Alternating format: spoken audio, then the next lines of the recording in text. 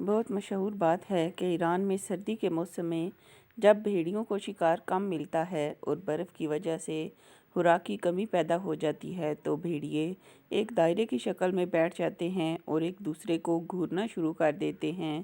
جیسے ہی کوئی بھیڑیا بھوک سے بے حال ہو کر گر جاتا ہے تو باقی سب مل کر اس پر ٹوٹ جاتے ہیں اور اس کو کھا لیتے ہیں۔ اس عمل کو فارسی میں گرگ آشتی کہتے ہیں۔ اگر اس عمل کا گہرائی سے تجزیہ کیا جائے تو معلوم یہ ہوگا کہ یہ کام بھیڑیوں کے ساتھ ساتھ کافی حد تک انسانوں میں بھی پایا جاتا ہے۔ ہم انسان بھی ان بھیڑیوں کی طرح ہیں جو کمزور نظر آئے اسی پر اپنا نشانہ بنا لیتے ہیں، جو جتنا حالات کا ستایا ہوتا ہے اتنا ہی مزید اس کے ساتھ شدت پسندانہ رویہ اپناتے ہیں، جو مالی طور پر کمزور ہوتا ہے اسی کے ساتھ فراڈ اور دھوکہ دہی کر کے یا کوئی اور کھیل کھیل کے اس کی رہی سہی زندگی کو بھی جہنم بنا دیتے ہیں۔ ہم کمزور کا